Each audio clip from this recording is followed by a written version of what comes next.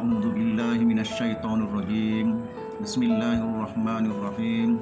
Assalamualaikum warahmatullahi wabarakatuh.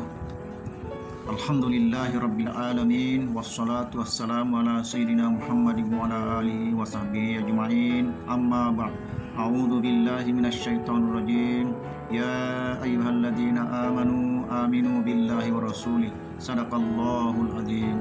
Alhamdulillah, kita sama-sama memanjatkan kesyukuran kehadirat Allah Subhanahu wa taala dengan tak terhingga, karena Allah Subhanahu wa taala panjangkan umur kita, sihatkan kita, dan juga kita dapat bertemu dalam majlis zikrullah ini insya-Allah. Jadi tajuk tazkirah kita ialah zikrullah, yakni mengingati Allah Subhanahu wa taala. A'udzu billahi minasyaitonir rajim. Fadhkuruni azkurkum. Yang bermaksud firman Allah SWT, oleh itu ingatlah kamu kepadaku dengan mematuhi hukum-hukum dan undang-undang Allah Subhanahu wa taala, supaya kamu mendapat balasan dengan kebaikan. Surah Al-Baqarah ayat 152. Ayat seterusnya, wazkurisma rabbika wa taqabbal ilaihi tabtila.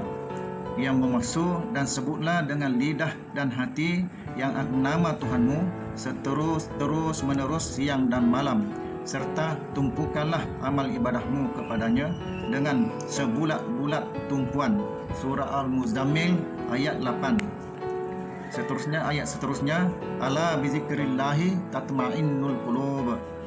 Maksudnya, ketahuilah dengan hanya zikrullah sahaja itu hati menjadi tenang dan tenteram, yakni hati manusia. Surah Ar-Ra'd ayat 28.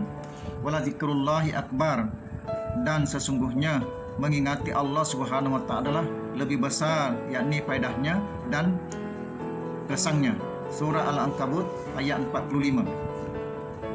Ayat seterusnya mengenai zikrullah, alladzina yadhkurunallaha qiyaman wa qu'udan wa 'ala junubihim. Yang bermaksud yaitu orang-orang yang menyebut dan mengingati Allah Subhanahu wa taala sama ada mereka berdiri, duduk, dan semasa mereka berbaring, yakni mengiring. Surah Ali Imran ayat 191. Seterusnya, wazkurullaha ka zikrikum aba'akum au asyadda zikra. Maksudnya, maka hendaklah kamu menyebut-nyebut dan mengingat Allah Subhanahu wa taala dengan membesarkannya, sebagaimana kamu dahulu menyebut-nyebut, memuji-muji datuk nenek moyang kamu, bahkan dengan sebutan yang lebih lagi. Surah Al-Baqarah ayat 200. Seterusnya, wazkur rabbaka fi nafsika tadarru'an wa khifah wa dunal jahri minal qawli bil guduwi wal asal wa la takum minal ghafilin. Maksudnya, dan sebutlah serta ingatlah akan Tuhanmu di dalam hati kamu dengan merendah diri serta dengan perasaan takut, yakni melanggar perintahnya, dan dengan tidak pula menyeringkan suara kamu pada waktu pagi dan petang, dan janganlah engkau menjadi orang-orang yang lalai. Suratul A'raf ayat 205. Seterusnya, wa huwa ma'akum aina ma kuntum. Maksudnya, dan ia tetap bersama-sama kamu di mana sahaja kamu berada. Surah Al-Hadid ayat 4. Itu mengenai ayat-ayat Al-Quran tentang berzikir ataupun mengingati Allah Subhanahu wa taala. Adapun yang mengenai dengan hadis, di dalam hadis Rasulullah SAW, yaitu Ayyu Sayrata radhiyallahu anha qalat, qala lana Rasulullah sallallahu alaihi wasallam, alaikunna bitasbihi wat tahlili wat taqdisi wa aqidna bil anamili wa innahunna mas'ulatun mustantaqatun wa la taghfalna fatangsaina ar-rahmah. Daripada Yusarah radhiyallahu anha meriwayatkan bahwa Rasulullah SAW bersabda kepada kami, jadikanlah kewajiban ke atas diri kamu sendiri untuk membaca tasbih, membaca subhanallah, dan tahlil, membaca la ilaha illallah, dan takdis, yakni menyatakan kesucian Allah Subhanahu wa taala dengan membaca Subhanal Malikil Quddus. Dan itulah tasbih-tasbih ini dengan jari-jari kamu, karena mereka akan ditanya apakah amal yang telah kamu buat dengannya. Mereka dan sebagai jawabannya berkata, untuk melakukan kebaikan, dan janganlah kamu lalai daripada mengingati Allah Subhanahu wa taala, atau engkau akan kehilangan rahmat Allah Subhanahu wa taala. Hadis riwayat Tirmizi. Hadis seterusnya, an Abi Dzarrin radhiyallahu anhu anna Rasulullah sallallahu alaihi wasallam su'ila ayyul kalami afdala qala mastafahu Allahu li malaikatihi aw li ibadihi subhanallahi wa bihamdi. Hadis riwayat Muslim. Daripada Abu Dzar radhiyallahu anhu meriwayatkan bahwa Rasulullah sallallahu alaihi wasallam ditanya, ucapan manakah yang paling baik? Baginda Rasulullah SAW menjawab, ucapan yang Allah Subhanahu wa taala pilih bagi para malaikatnya dan hamba-hambanya, yaitu ucapan subhanallahi wa bihamdihi.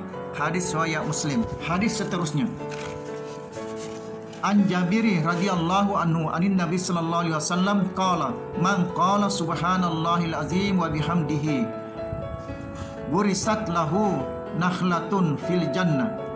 Hadis riwayat Tirmizi. Daripada Jabir radhiyallahu anhu meriwayatkan bahwa Nabi sallallahu alaihi wasallam bersabda, barang siapa yang membaca subhanallahil azim wa bihamdihi, yakni artinya maha suci Allah yang maha agung dan segala puji-pujian baginya, maka akan tertanam baginya sebatang pohon kurma di dalam surga. Hadis riwayat Tirmizi. Hadis seterusnya, an Abi Hurairah radhiyallahu anhu qala an-nabiy sallallahu alaihi wasallam kalimatani khafifatani ila rahmah khafifatani ila lisani sakilatani fil mizan subhanallahi wa bihamdihi subhanallahil azim. Hadis riwayat Al-Bukhari. Daripada Abu Hurairah radhiyallahu anhu berkata bahwa Rasulullah SAW bersabda, dua kalimat yang sangat dikasihi oleh Ar-Rahman dan sangat ringan lidah dan sangat berat di timbangan, yaitu kalimah itu ialah subhanallah wa bihamdihi subhanallahil azim. Hadis riwayat Al-Bukhari.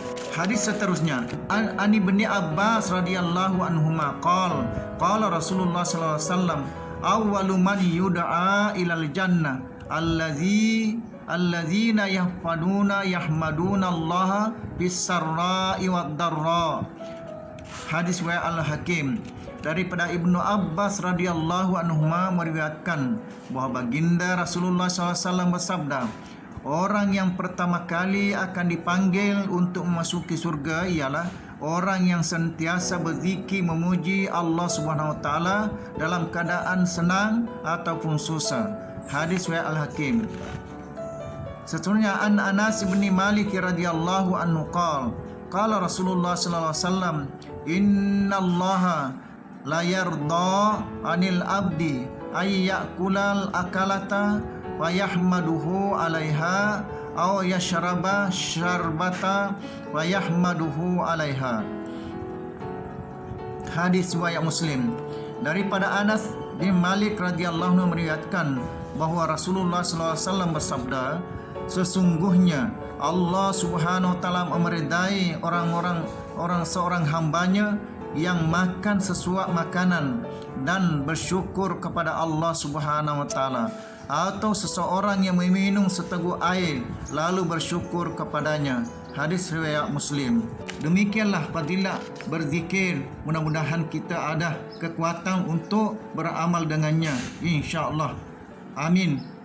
Wabillahi taufiq wal hidayah. Assalamualaikum warahmatullahi wabarakatuh.